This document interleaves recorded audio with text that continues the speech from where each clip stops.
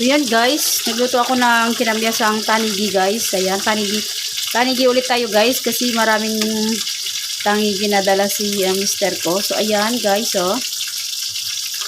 Yan, ilagyan ko ito guys. Bali nagpakulo pala ako do guys ng sa sibuyas, kamyas, kamatis. Yan, tapos nilagyan ko siya ng kalamansi at shrimp cubes. Then asin at saka bitchin lang guys ang ating mga ricados. Ayan. Napaka-simple lang guys ang ating mga ricados. So ayan guys, oh. Ayan. Nag-fast forward na ako dito guys. Ayan. Ilalagay na natin guys yung ating mga gulay. So ayan guys, ilalagay na natin yung ating mga pechay. Ayan. Sabay na natin yung ating siling green. Nakalimutan ko yung siling green haba natin. Dadagdagan na lang natin.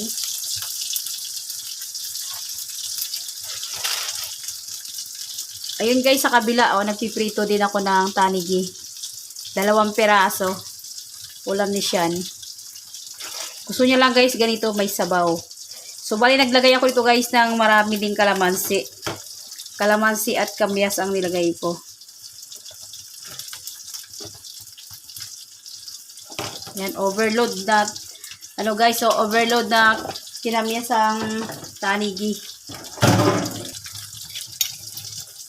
Ayan guys. Nilagay ko na lahat yung ating pechay. Mga 2 tali guys na malalaki to guys ang nilagay ko. Yung tigbe 20 pesos guys na isang tali. Yung 2 ganun ang nilagay ko. Kasi gusto ng anak ko rin to ng pechay. Anak kong babae.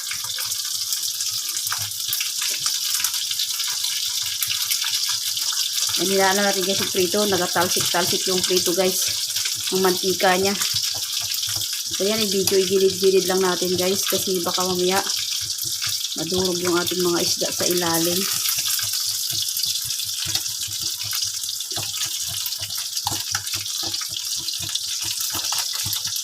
Yan. Balikan natin maya-maya guys kapag luto na yung pechay natin guys. Yan, magdagdag tayo ng siling haba dito. So, ayun guys, bali nagdagdag lang ako ng isang siling haba. Hindi ko na dinamihan ng sili guys kasi napaka-anghang ng sili na to guys. Grabe.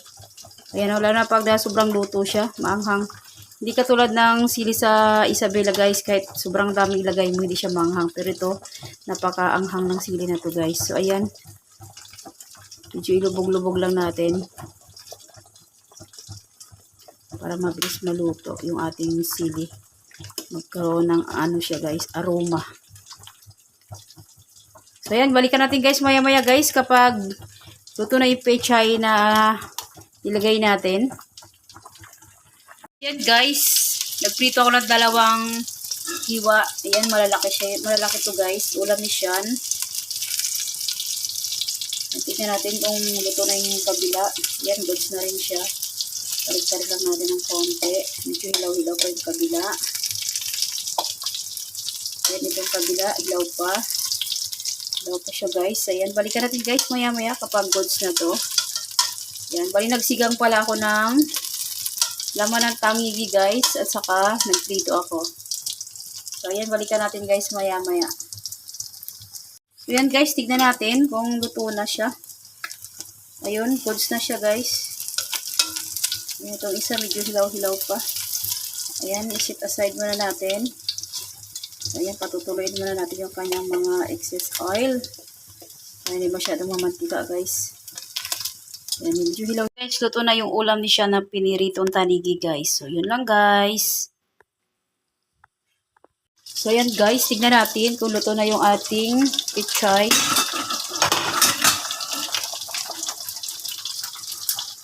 So, ayan, goods na to guys. Tignan natin masyadong i-overcook. Yan, pwede na to. Gilid lang natin ang mga para hindi pa madurog mamaya pag sandok ng mister ko guys. Gilid lang natin ng konti.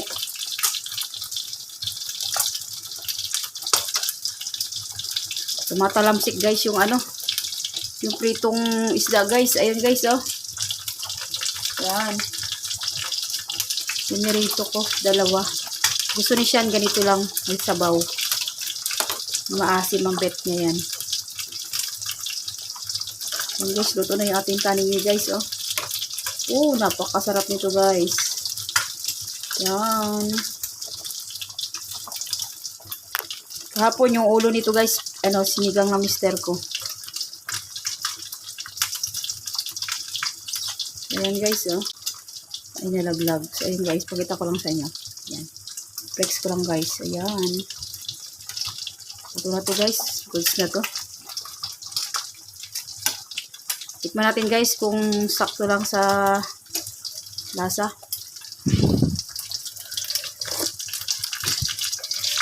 Sarap guys. Napakasarap lang ang ano niya guys. Ang sabaw niya. So, yun lang guys. Thanks for watching. Please like, comment, share, and subscribe. God bless us all. Thank you, Lord, sa blessings.